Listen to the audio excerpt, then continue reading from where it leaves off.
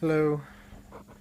What I have here is a 1999 Saab 9.5. It's a 2.3 liter four-cylinder. Um, my alternator went bad, so I just bought another one sitting right over there. And as luck would have it, I can't find any good videos or pretty much anything information on the internet for this model Saab on removing and installing an alternator. So I'm going to go ahead and do that uh, in a series of videos. Um, well, the first thing is the alternator is sitting way down there in the bottom of the engine. If you see the backside, there's your firewall. It's going to be fun. You don't really have much room to play with. See, there's my hand, and it's gonna be real fun. So you can take a look at it through here on my wheel well, and it's sitting right there. Some information that I got online says to pull it out under here, or pull it out. You can pull it out through the top. Either way, it's your choice. If you pull it out through the bottom, you have to unhook your exhaust manifold down there and move that out the way. And either way, it's still gonna be a PITA. So let's go ahead and start some of the things here. So first of all, you want to unhook your battery. You know, here's your negative and there's your positive. I went ahead and unhooked them both, and you just loosen up your passenger front lug nuts. Then you jack up the car, of course. Then you take that tire out. Then I lifted up the car as much as I could, and then I placed a couple jack stands down there under the car because of course it's a safety issue, and you're going to use your jack for another issue, to lift the motor. And to lift the motor, it's one of the cool little tricks that I saw online, one of the few little tricks, and that's just taking your jack and getting a 2x4 at least 8 inches long, and just center it on your oil pan, and then you can lift it slowly, and that'll relieve tension, relieve pressure on your right front engine mount bracket, which was going to have to come off. Excuse me. So you have 4 5/8 bolts. You have this one here, this is the front, and then you have 2 back here that I've already removed. And yeah, that's just a 5/8 bolt. You just remove that, 5/8 or 16 millimeter. And then you have your main engine mount bolt. It's actually a nut, and that is a 3/4 inch or a 19 millimeter for you that rather use a metric. So you just remove those 4, and then you have down here, you have a clip that this hose hooks into, which I already removed it, so I just wanted to show you. You remove that hose off of that clip, and then your bracket is free to come out, and there you have it. So we'll set that off to the side. So now you have access to your belts. There's your big serpentine belt. If you're gonna replace alternator or any kind of pulley system in your vehicle, it's good to change your belt. And this is actually my second time today removing the belt So, and I already inspected it, and it's a pretty good belt. It was changed not too long ago, so I'm gonna go ahead and keep that belt. You have a tensioner right here. See that big square? And what I did was I took two 12-inch long half-inch extensions and put them together, and that's going to be my bar for to relieve the tension. You just insert that half-inch into that square right there, and as you pull to the front of the car, you can see the belt loosening, but it will not stay.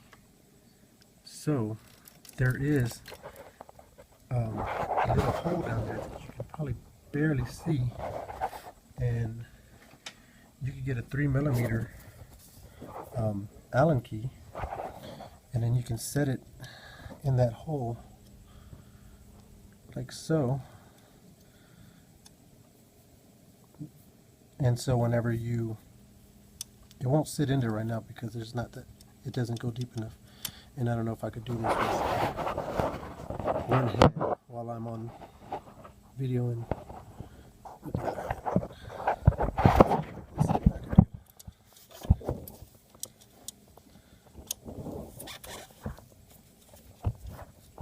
Just insert that, grab your lever, pull it to the front of the car, and you pull it far enough, you can stick that Allen key in. See how it's going in? And then you relieve the tension, you release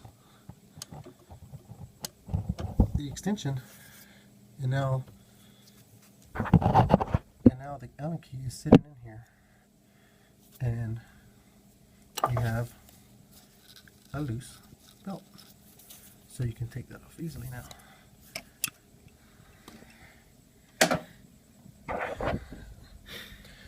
So some of the other information that I received or found was I have to remove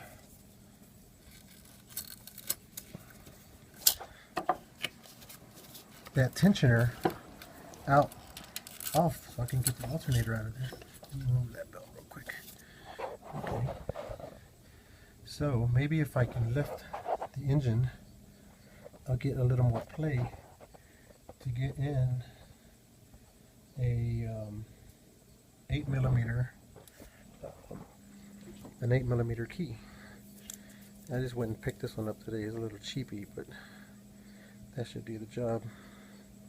So let's see if I have enough play in there yet. No, see, I don't have enough play yet.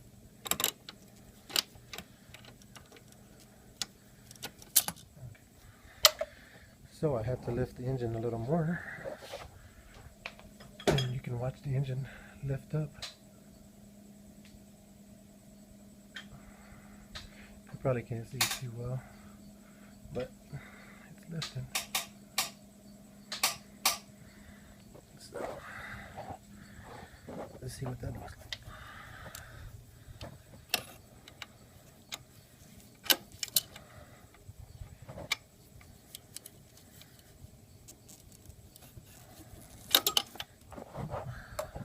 I'm going to have to play with it a little bit. But then the next step is I'm going to go ahead and show you that, pardon the lack of light.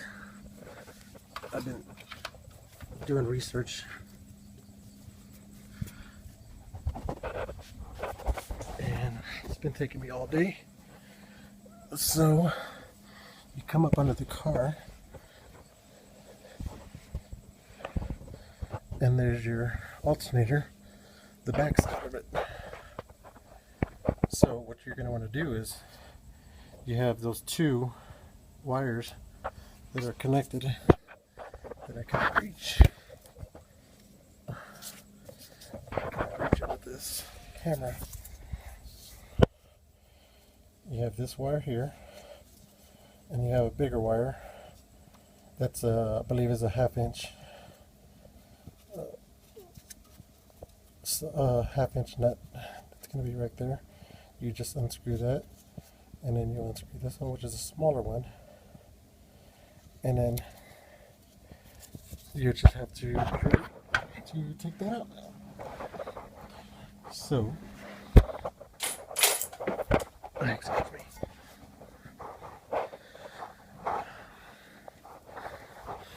And I will show you where another fun part is going to be.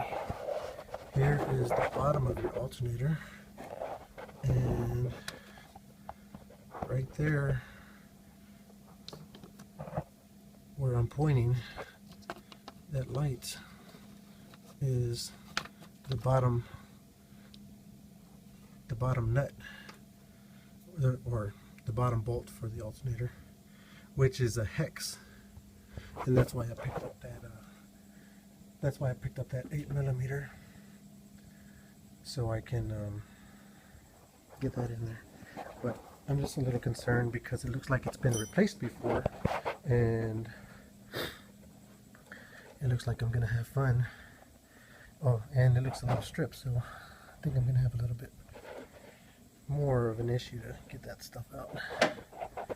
So, according to the website, it says pull off this tensioner and then remove these two bolts here to pull this bracket, this alternator bracket off, and then that will be free to come up from up here up the top.